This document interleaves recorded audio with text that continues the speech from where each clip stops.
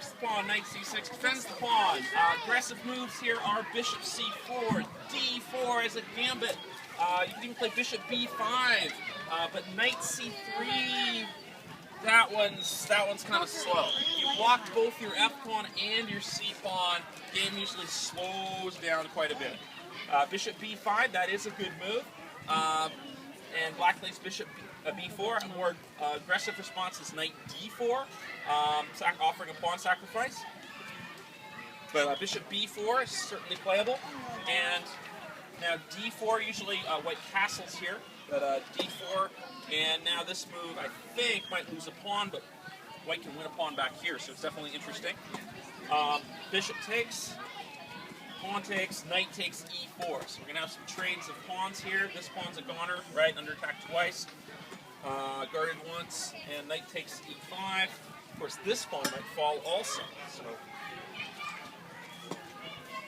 knight takes, and here, white needs to capture the piece, right? Otherwise, black's a piece up. White castles here? I can't believe you can play that move. Now, maybe you're going to win a piece back along the file, but wow, I don't know that you can get away with doing that. I would be sorely tempted just to retreat my knight back and say, hey, I'm a piece up.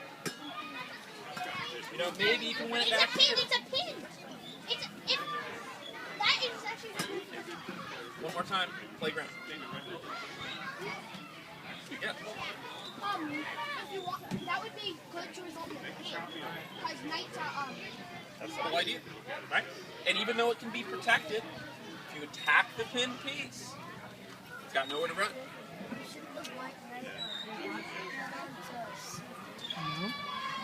Well, it can't go anywhere right now. It's pinned down.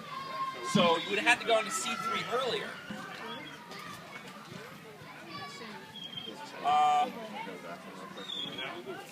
So we have this position here. So maybe knight takes c3 now would be a very strong move. Black here. Is this right? Oh boy. Black here plays d5. why did you do that? d5. D takes. Wait, they didn't fix it? Kids, don't try this at home. Wait, they didn't fix the illegal move? They didn't realize it. They didn't notice it.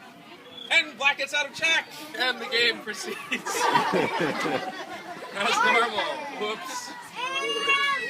So, yeah, sorry, I can't select this one for the best game prize if it's got illegal moves in it. But neither player noticed, so what do? Well, if either player notices, you go back to the point where the first illegal move was played and continue the game from there. But I think the rule is that if 10 moves go by or something like that, after the illegal move happened, you can't go back or something. I'm not exactly positive on what the ruling is. But nevertheless, we have this position on the board, and black has recovered the piece and goes on to win. Let's see how it happened. Whoops, bishop a3. That would be a great way to stop black from castling here. Unfortunately, it leaves a piece hanging. I wish we could have gotten away with that. And now here, simply moving the knight to safety would be a good idea. Don't like leaving the knight hanging. I mean, you are 2 pieces up, but let's still be 2 pieces up. And now you're 2 pieces up, but without one of your pawns. So white is going to get back in the game if white starts capturing free stuff. There's a lot of free stuff here. Okay, I don't know if black's going to win this game, if black's not going to use the pieces. What goes on next? Pawn b4, queen a4 check, bishop d7, rook takes d7. White is back in the game. We've had people resign today after losing a piece or 2. Look at this, white's making a huge comeback. And black wakes up and castles. Good idea to get that king castle. I think it would have been a better move here to play queen takes, because then this rook cannot get in the game. And if I were white here, I would think seriously about doubling or tripling my rooks along the d file and start getting an attack. So when rook takes, black is able to castle, and now both rooks can get in the game. So rook d1. I don't know which rook it was, and rook a8 to e8. probably use the other one, because this rook can't do anything now. Rook c7, rook e6. Wonder where that rook's going. Rook takes c5. And white is almost, white's a pawn up now. But where is this rook going? Well, the rook is doing what's called a rook lift. Does anybody see what that rook's doing? Because your opponent's doing something weird like that, they might have a sneaky idea. In this case, it was a winning idea. Queen takes g2. We basically set up a queen and rook battery, and we have another checkmate on the g2 square. So how would you have stopped this from happening? If you were playing white and you're doing great, your opponent, you can't. What?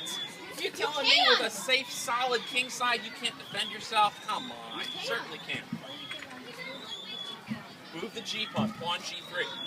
Okay? Now, any movement of pawns on that side does create some weaknesses. If your opponent, say, had a bishop and a queen, you'd have some difficulties defending the white squares.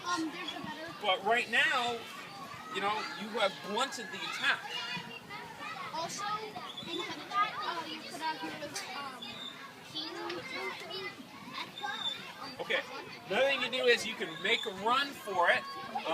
Probably not what I'd recommend here. Check, and after king e1 or king e2, you know, you've lost 2 pawns on this side, and maybe this simple plan of pushing this pawn might win the game for you. Henry, did you win? Queen to c6. Now, what does queen c6 do? Protects the pawn. So this would be a move to play that does not disrupt the pawn structure. Anybody see a slight problem with queen c6? That's an example of a hanging piece. So I like the idea strategically of keeping these pawns unmoved. That sometimes you have to move them though. Okay, so g3 I think is the only move to be played there. The only way that doesn't lose material. G3 holds things together long enough. Okay, wait, I've already seen Bobby's gaming us all.